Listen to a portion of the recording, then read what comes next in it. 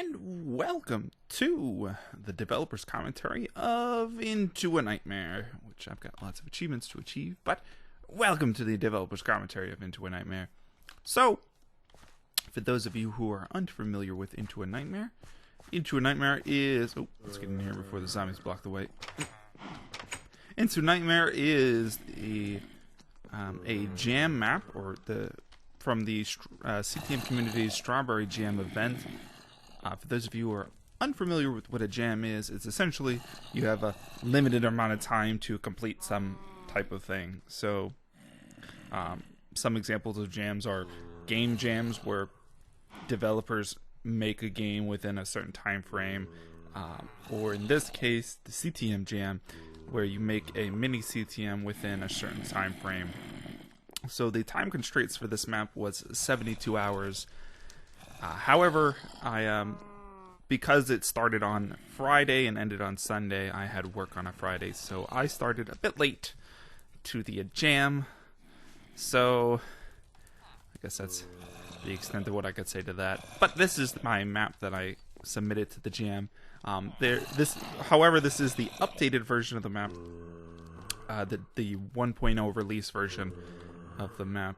So it's got a lot of improvements over the jam version, but it's the core of it is still the jam version.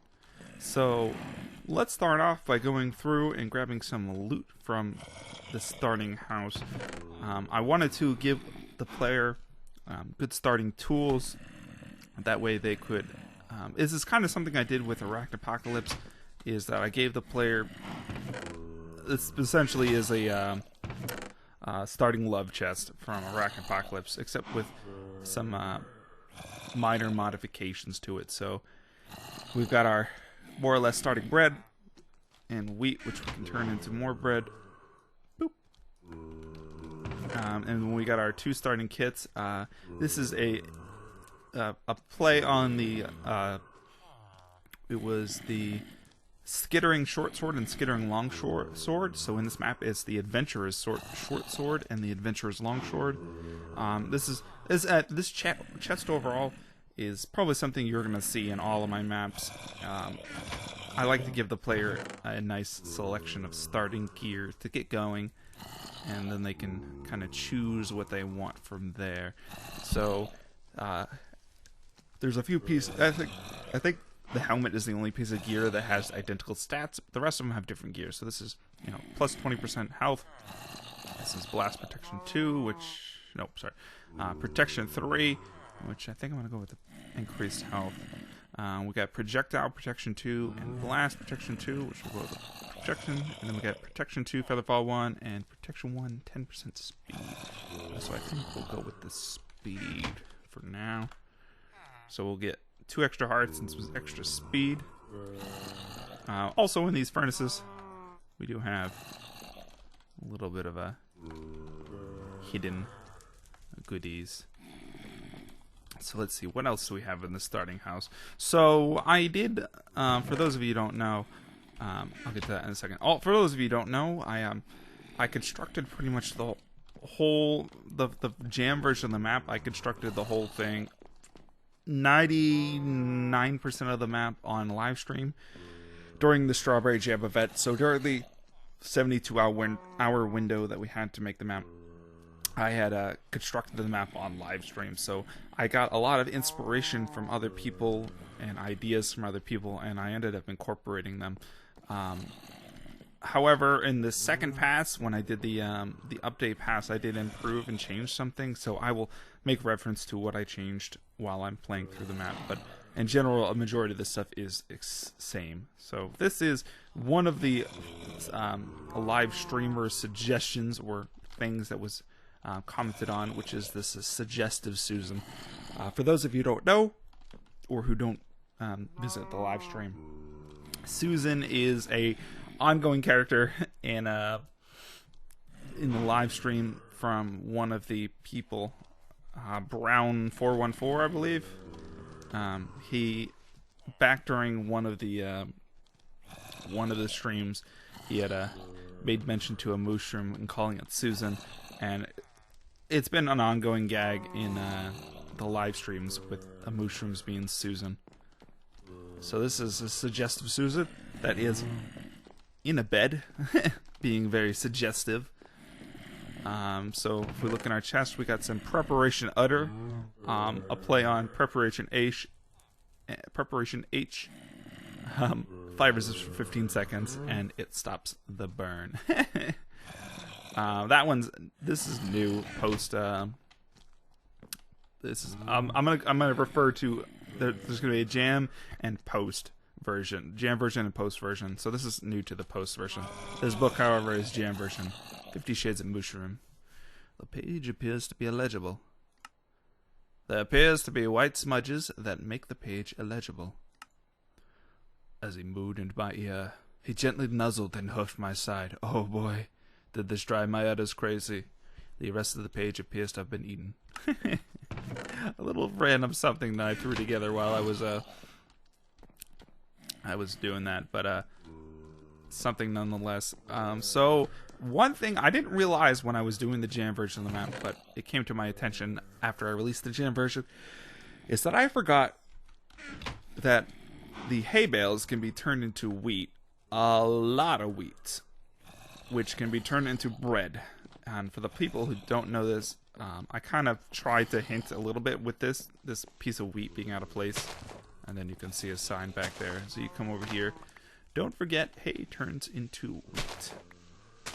This is something I didn't really know myself until after the jam. So it's good to know, and it's something I might keep in mind when I work on Fractured Realms. So yeah, a butt ton of bread. So we're pretty much going to be set on food for the rest of the map. We will take this chest. I think I'll take this chest. We'll leave this book here. There actually is one thing, unfortunately, that we're going to have to do. Let's. Oh, there's monsters nearby. Of course, there's monsters nearby. Hi! What are you doing out here? That was a lot of you guys.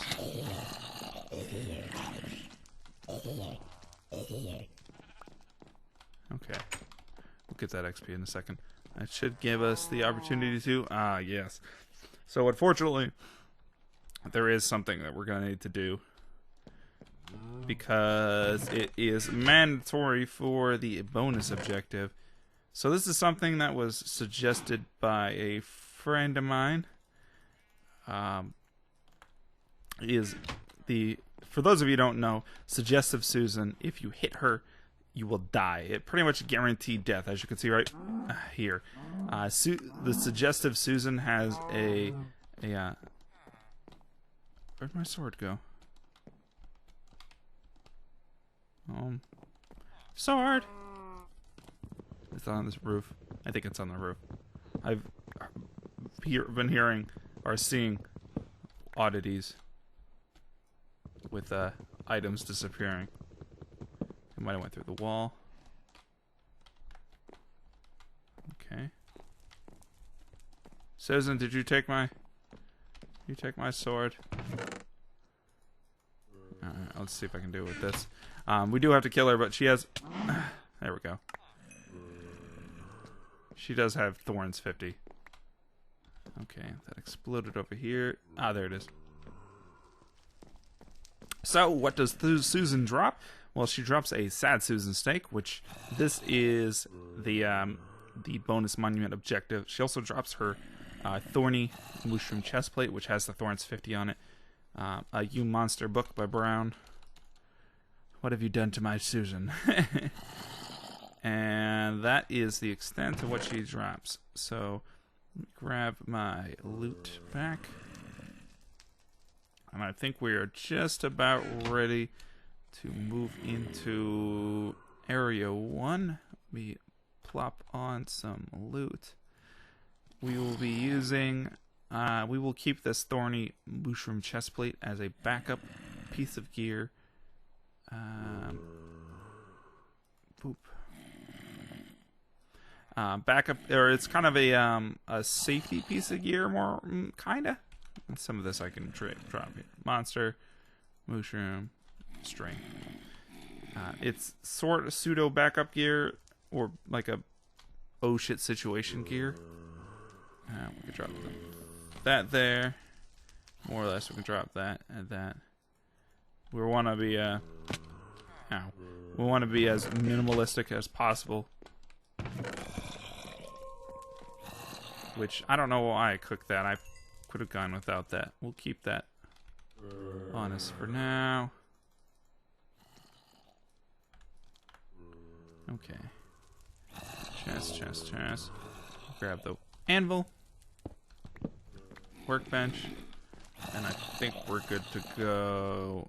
However, let me grab a few of these, which you'll find out in a second why. I tried to give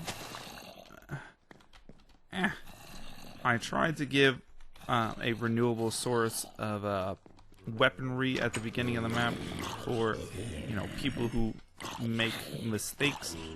In Iraq Apocalypse, I had the village traders, which were essentially the renewable weaponry, so that, you know, if you died and messed up, you weren't absolutely screwed.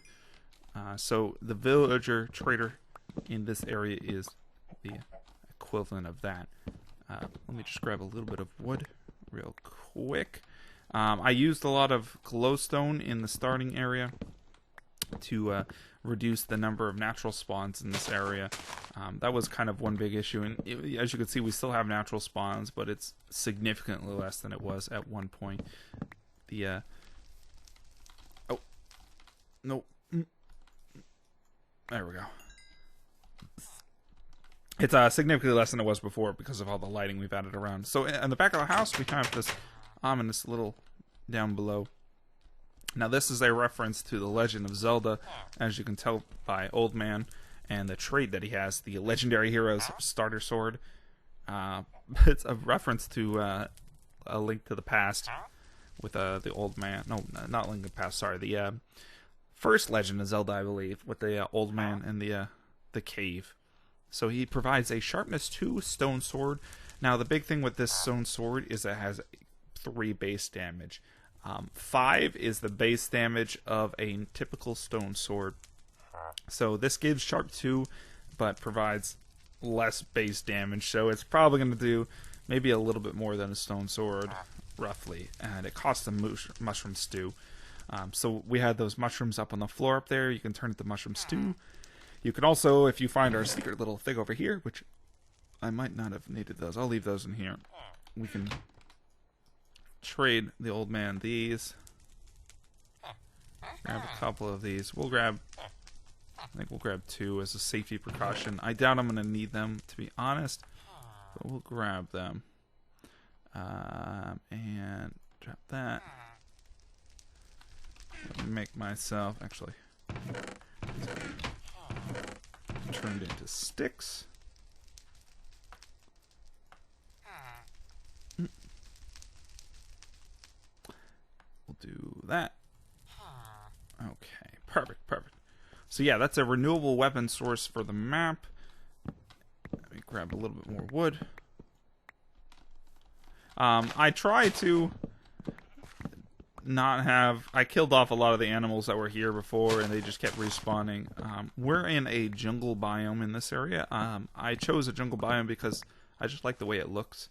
It makes the grass look really nice, and so I kind of stuck with that.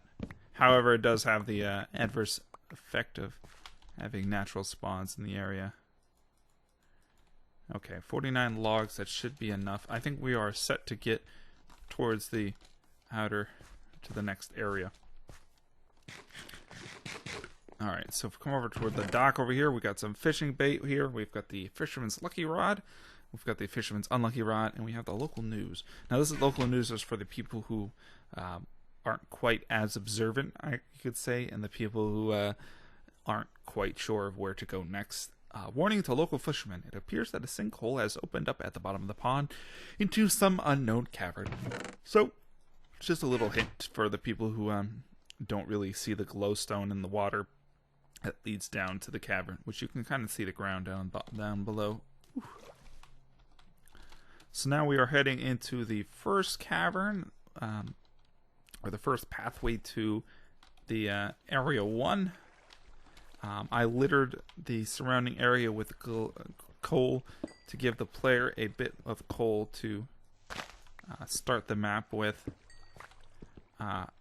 One nice thing is that the starting pick that I give you, this is new to the release updated version of the map, is that I added Fortune 3 onto here to kind of reduce the amount of mining and farming that the player needs to do to get coal. So just to make things a bit easier. Why the pick is wooden is to make it so it's not the best of spawner picks. It is a good spawner pick, or a decent spawner pick, but it's not that amazing just because of how slow it is. So it's kind of something I wanted to do, is to make it good, but not, you know, spawner breaking good. So it's got lots of stuff on it, which is unbreaking, efficiency, and Fortune 3. So pretty decent starting tool, but not something super amazing that you're going to be breaking all the spawners really fast with. Not like some of the other stuff that you find at some point. So we're just going to get a touch more coal. Not going to spend too much time on it, just a little bit to give ourselves a little headway. We'll get a little bit more. Probably this little corner right here, and I think we'll be good. Just so we have enough for the first area and the second area. Okay. So that gives us... Alright, that's plenty. Perfect. Alright, so now we have lots of torches. We have all our gear. We can move on into... And I'm on normal difficulty. Okay, good. So this is the first area. It's kind of a underground foresty type of area. This is probably the area that I spent the most time in on the map. You know, adding aesthetics to and prettying it up and such.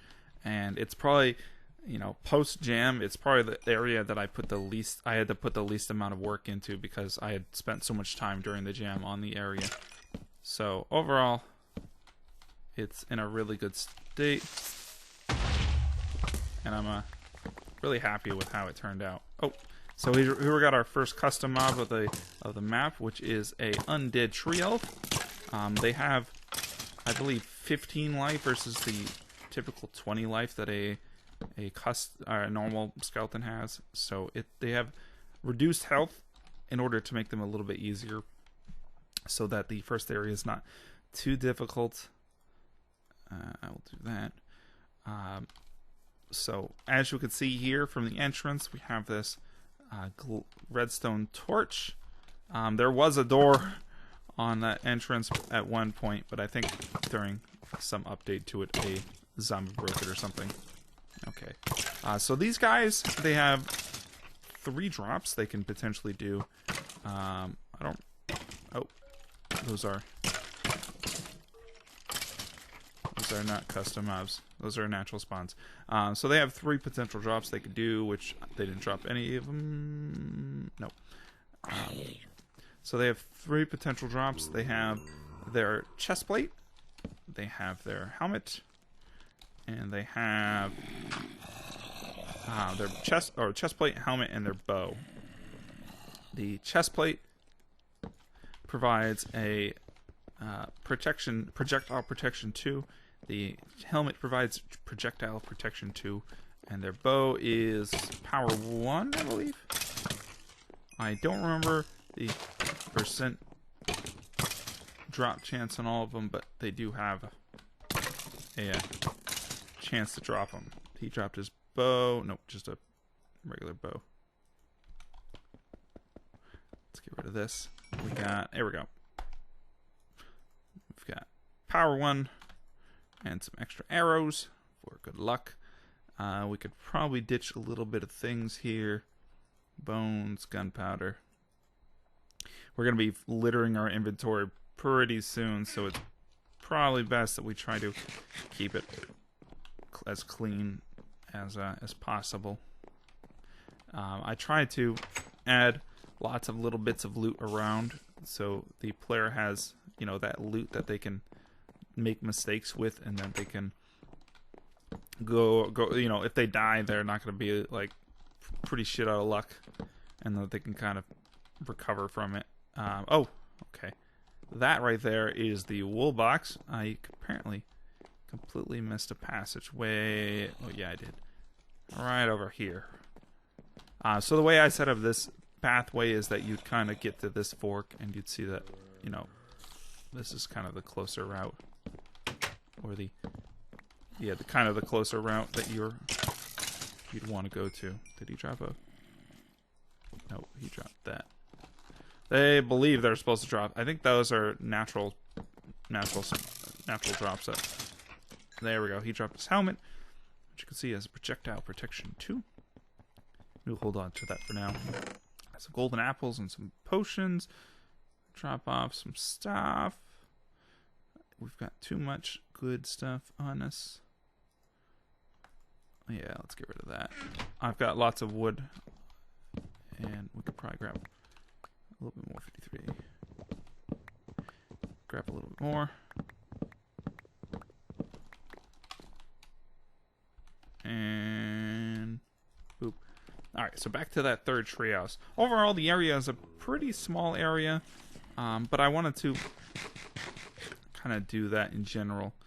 For those of you who have played the map or unfamiliar, or who don't plan to play the map, there is a little bit of a secret up here. I added a secret for the people who explore. Let's get this out of the way. Come on. Here we go. For the explorers, they can find a double potion chest here, which we'll just grab the golden apples. Speed potions I don't typically like using. I'll take the regen and health. Get rid of the strength for a regen. We could get rid of Q for a health. And I don't think we're going to need these legendary hero swords. Or that. We'll throw those there. Okay. Maybe we'll grab the strength now. So yeah, it's a double potion chest there for the people who actually explore a bit, because people like looking up waterfalls for things. And so I decided to add a little bit of a waterfall. So this is the wool box room, and I need to get in as quickly as I can and torch off the area. This area can spawn things really quickly if you go slow,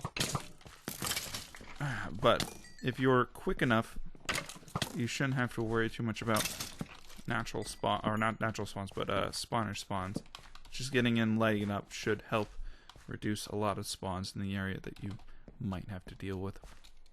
Alright, so this is probably one of my favorite custom items in the game, which is the Boots of Steadfast. Hey! You bastard. This is the Champion Undead Tree Elf. I try to make different enemies with different gear to kind of make them unique. So they have improved gear that's different than the typical tree elf. So, you know, they have power 2 bows. They have these projectile protection, or protection 3 and projectile protection 3 helmets, which actually is better than mine at this point.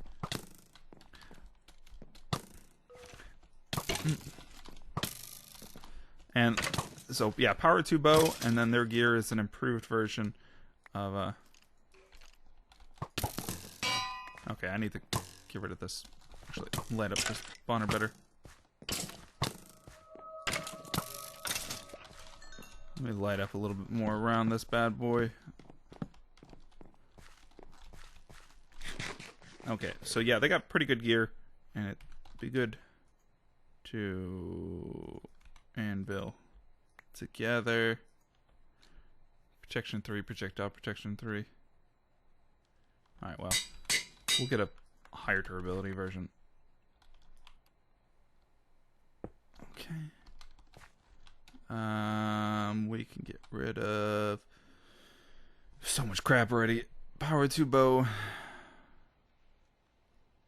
Let's see if I can anvil it. To repair ours. There we go. Perfect. Got that. The chest plate is a protection 3, projectile protection 1. We'll leave that here for now. It's not too much of an not a super amazing improvement from what we have right now. So there are 2 chests on each side of the room, one over there and one over here, which is our upgrade to our pickaxe, as well as a bit of cobblestone. And the other side gives us, I think it's some arrows. Oh no, Scythe of the Living. It's a bit of a sketchy item, but it's actually not too bad. I've seen it used well. So for those of you who like to take advantage of what you're given, it's not that bad of an item. It's just risky. But you can pair it with different things. So like Boots of the Steadfast, you can pair with that. So let's see if we pair. Where is it? Boots. Did I leave them?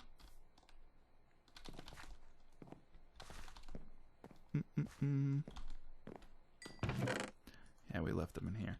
So if we pair Boots of the Steadfast with the Scythe of the Living, it's still we still have a lot of health. So Smite 4, but it's still good.